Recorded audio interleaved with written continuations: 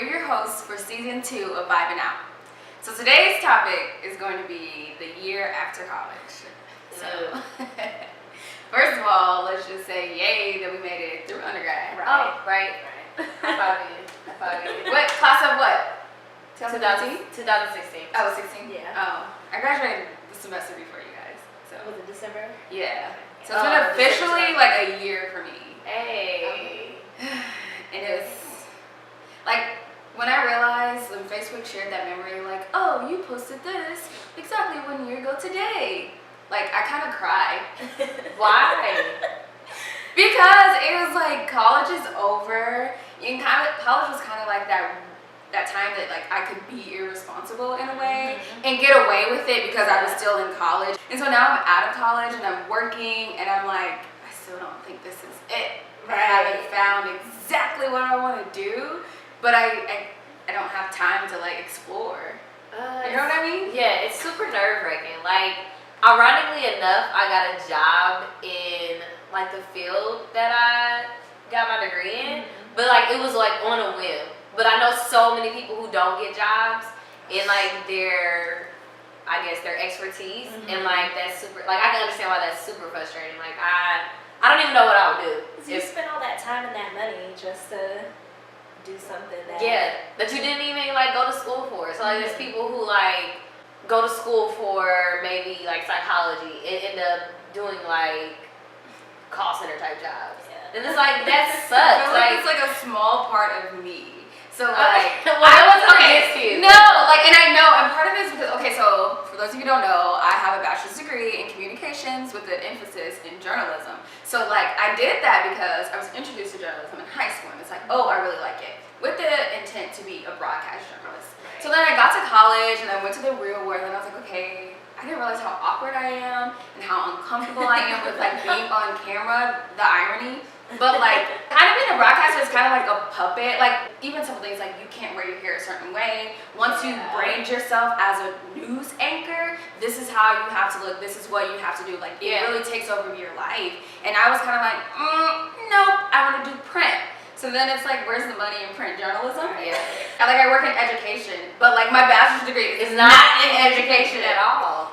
Maybe I should have just taken a leap year after I got my associate's degree to really figure it out. I just took like a year off, like 2 semesters off to like figure out and like regroup about what I wanted to do. And then that's when I transferred to like UMKC and did early elementary education. But I'm super glad that I dropped that because like I knew that wasn't my passion. So I was like, this is not, like I'm good at teaching, but I don't want to just be good at something. I feel like a lot of people go to college because they're like, and they pick majors that they're good at because they're like, oh, well, this is, you know, I'm good at this and I can make money. But like it's not necessarily their passion. And that to me is just like why waste the money? And I think that's something that originally I did when I first came to school because I was business major pre-law. It's because I did like youth court and debate in high school, and then like I don't know if Kansas City has it like YEK, the Youth Entrepreneur Program. Well, I did that and I was like, okay, I'm good at that. And it was really kind of pressure from my parents, like, and I think a lot of black parents kind of pounded in your head like, oh, you need to get a major where you can make money and you'll be financially stable. So that was my game plan, and then my grades started dropping. That's how I knew like, okay, this is not, because I don't care. I knew I did not care, and that's not like me academically. So that's why I had to switch, but I don't know.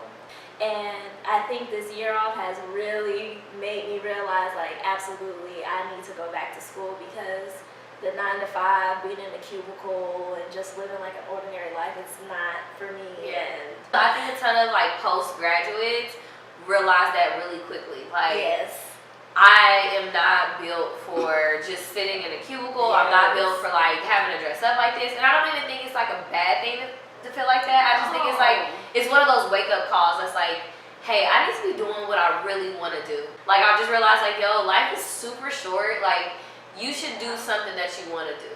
And I hope that like a lot of other undergrad, like post-grads, take this year like after college to figure out what that is. I know people who are in their final year of college right now and they're like, I'm looking for I'm jobs. looking Yeah, like you have a whole semester of school left and they're already putting in applications and stuff, and I'm just like, yo, I get that, I get it, but like take a beat.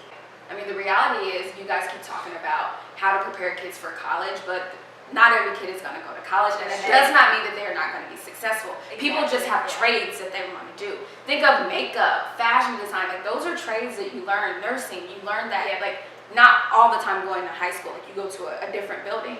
So we need to start talking about that with students and really preparing them and take away that negative stigma that has, oh, you didn't go to college. Yep. I was working 37 hours a week while being a full-time student, and it was so exhausting.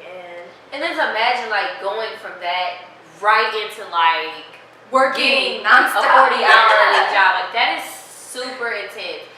When I realized that Malia Obama took a beat and was like, I'm not gonna, like, she took a break year, I was like, yo, this is actually a thing. Like, It's appropriate. Like, you need to. You absolutely need to. Like, I feel like you need to take a beat between high school and going to college, and then a beat between graduating post college into getting your corporate dream job, whatever that case may be. Like, I get bills have to be paid, but I just feel like peace of mind is so much, peace of mind and direction. Yes. Like, peace of mind and knowing where the heck you're going are so much more important long term than like jumping right into getting a job and having to take on all of this responsibility that you not necessarily be, ready for. Like, I graduated at 22, I'm 23 now, and I feel so much older than I actually am. Yeah. Like, it's because you're just expected to do all this, and I think with me, it was like, I can't go back home. Like, I can't go back home. I can't go back and live with my parents because I'll feel like a failure. Like, and I don't want anyone from back home like, oh, she thought she was so good leaving for college and now she's back. So I think I kind of put even more pressure on myself by like, no, I'm going to stay in KC. I'm going to find my own place and I'm going to get a job. And it's like, I'm so overwhelmed. That's an interesting point. So, like, how do y'all feel about, like, post-grads going back and living with their parents? Nothing wrong with it. Listen, I was just about to say, you know what? Like, I literally called my mother the other day and was like, yo, Mom, so, cracky voice and everything. Could I ever come back home? Yeah, you're more than welcome. And I was like, okay. And then it got to, it was like, now I'm like, still to this morning, I was thinking, I was like, okay, when my lease is up, do I go back home? It would be, financially, it would be better because I'm paying off loans. And then just having my mother there, it's just something that's comforting when I get like really stressed out. But no, I would definitely like tell people, please go back home, because I know there's a negative stigmatism with it, but it's so much better financially. What do y'all think about intergenerational housing? Other cultures, it's appropriate and it's normal for all the family members to live in the same household. And like when you think about it like in an economic standpoint and like cultural, like how it can help everyone benefits in that type of housing. So like going back home is like the best idea. I think that's the biggest piece. Like, do what feels right to you. Listen to your heart. Follow what you want to do. Like, don't listen to what's expected of you. By this age, you're supposed to do this. Like, no, gut that. Like, do what you want to do. I think that's really the biggest piece of advice I would give to anyone, like whether still in school or a recent grad.